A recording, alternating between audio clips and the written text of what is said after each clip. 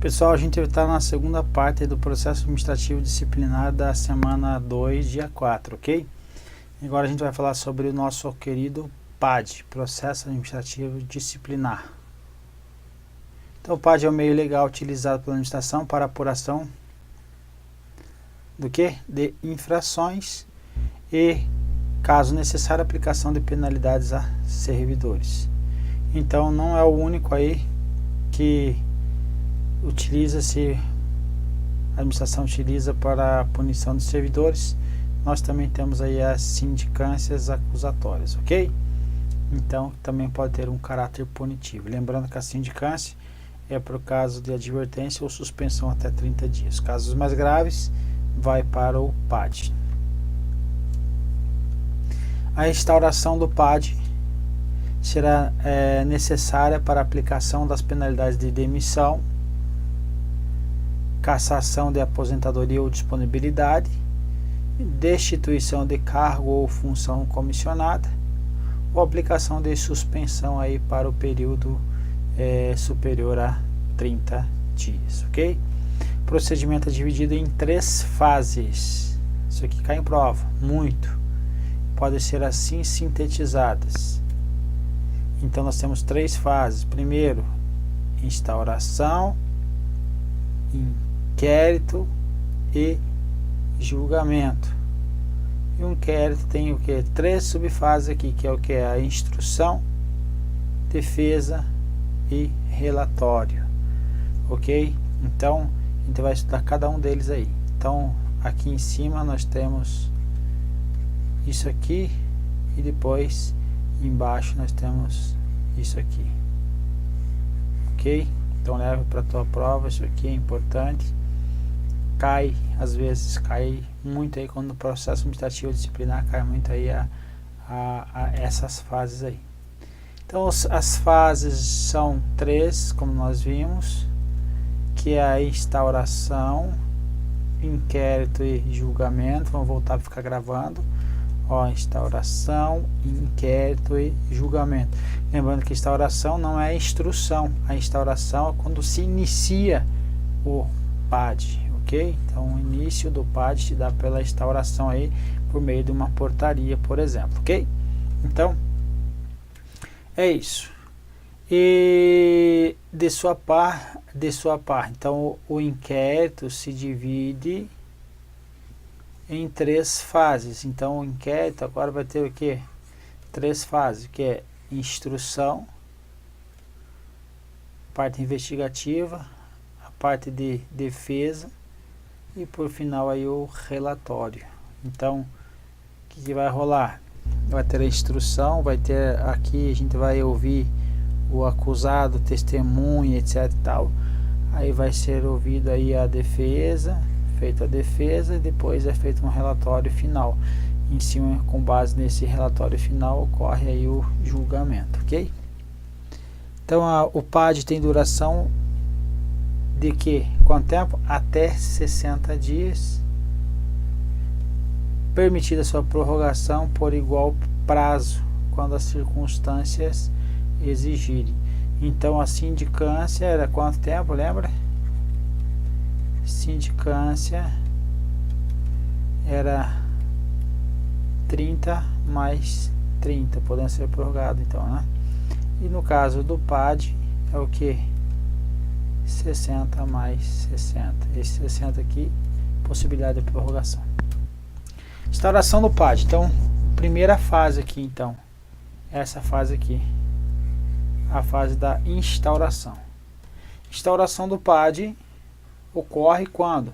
Ocorre quando a publicação da portaria de designação da comissão encarregada para proceder à investigação. Então, a instauração ocorre pela publicação da portaria, ok?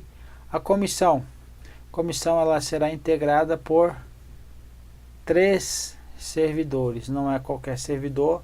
O servidor precisa ser o que? Um servidor estável, ok?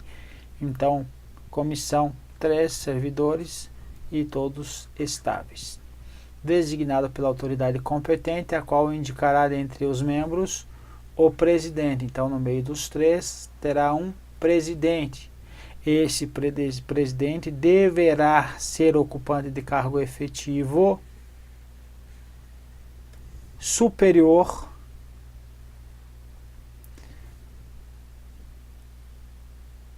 vamos ver aqui, superior ao cargo do acusado, ok?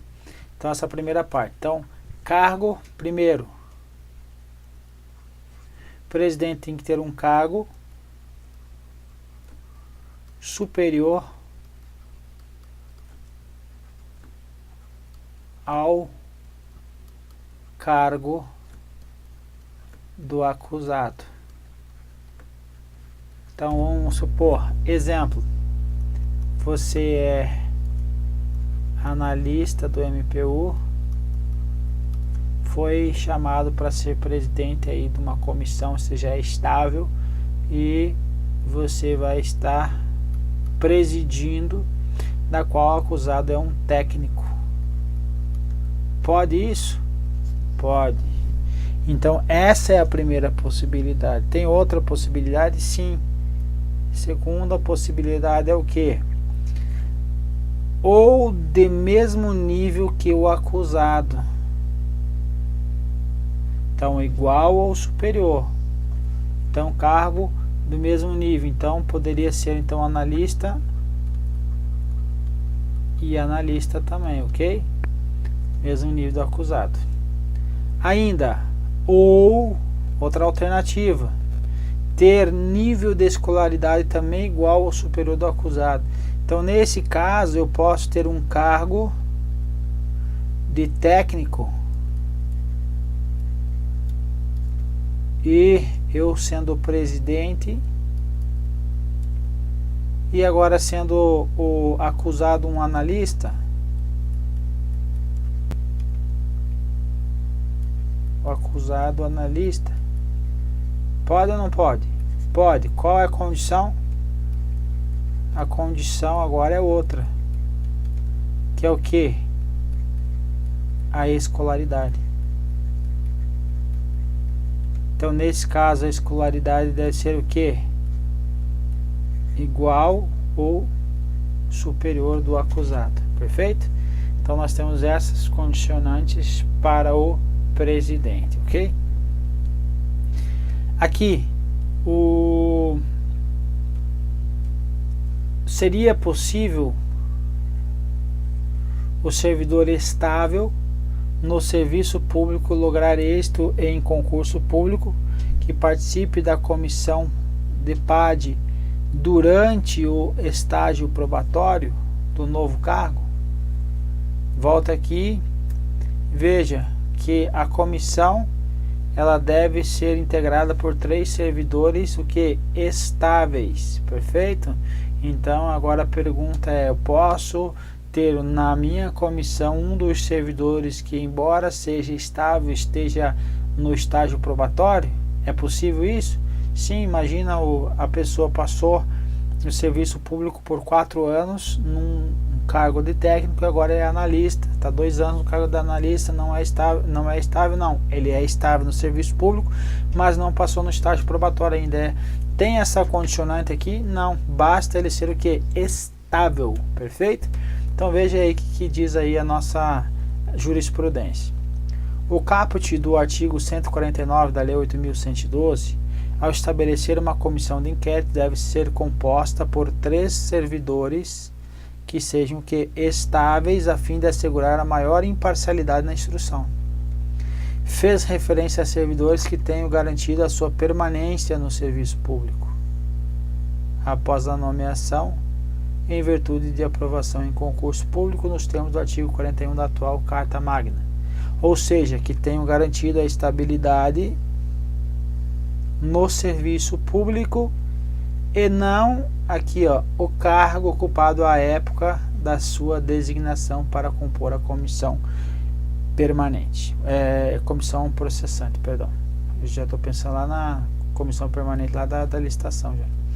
Então aqui o servidor basta ser estável, pode ser cargo em um cargo, estando ocupando um cargo que ele se encontra em estágio probatório, portanto. Então, resposta aqui é o que? Sim, pode ser servidor em estágio probatório. Qual a condição? Desde que estável, que a estabilidade ela se dá no serviço público, perfeito? Quanto à portaria da instauração, então, consoante o entendimento do STJ, a portaria de instauração do processo disciplinar dispensa a minuciosa descrição dos fatos imputados. Por quê?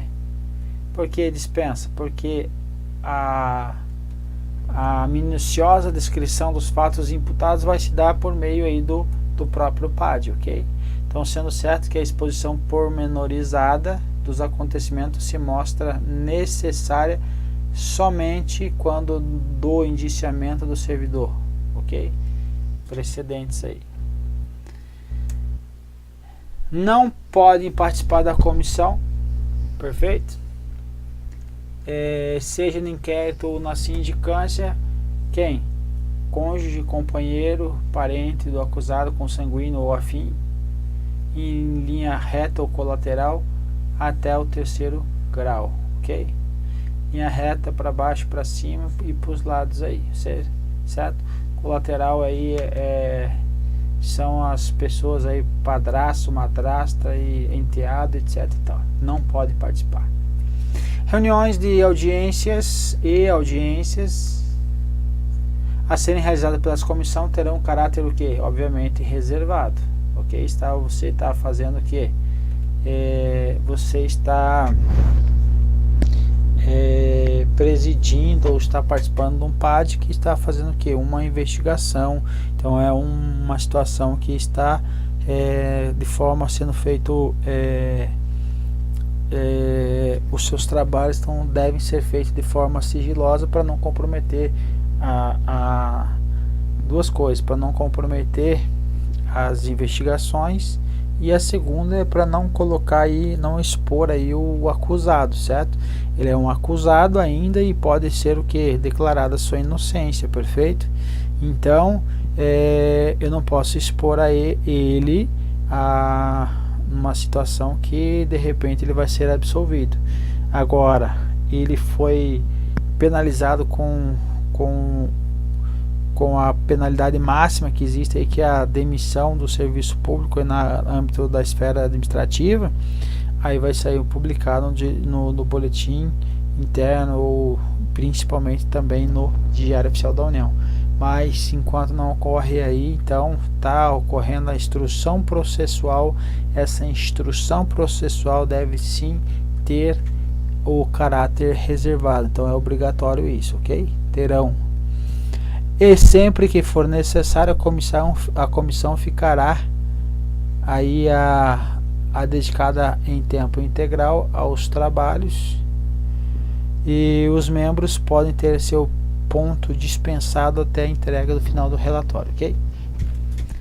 Então, nós vimos aqui a instauração, que se dá por meio de portaria. Agora a gente vai ver o inquérito, ok? Então vai começar o inquérito e não vamos terminar. A gente vai terminar na próxima aula aí.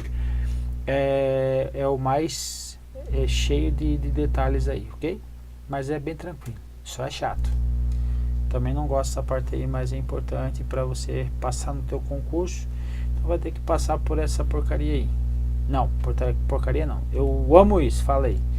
Fala que gosta demais dessa parte aí, porque senão fica pior ainda para você, ok? Inquérito divide-se em 3 subfases. Então o inquérito se divide na instrução, defesa e no relatório. Então volta aqui. O inquérito ele se divide em 3 partes: instrução, defesa e relatório. Instrução, defesa, relatório. Inquérito, instrução, defesa e relatório, ok? Então meu inquérito vai ter instrução, defesa e relatório. Estou insistindo, falando várias vezes aí, porque isso aqui cai em prova, tá? A instrução, então, ela é a fase essencialmente o que? Investigativa do PAD, certo? Então, nela será levantado o maior número possível dos fatos, evidência de provas, tudo que possa aí confirmar ou desconstituir aí acusações que recaem sobre o servidor. Então, tudo que for feito aí relacionado aí a fatos, evidências, provas, vão ser feitas aí na fase da instrução, perfeito?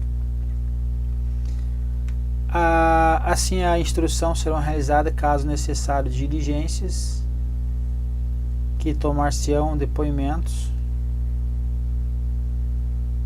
e caso serão promovidas acariações caso necessário, certo? E caso necessário. O que é acariações?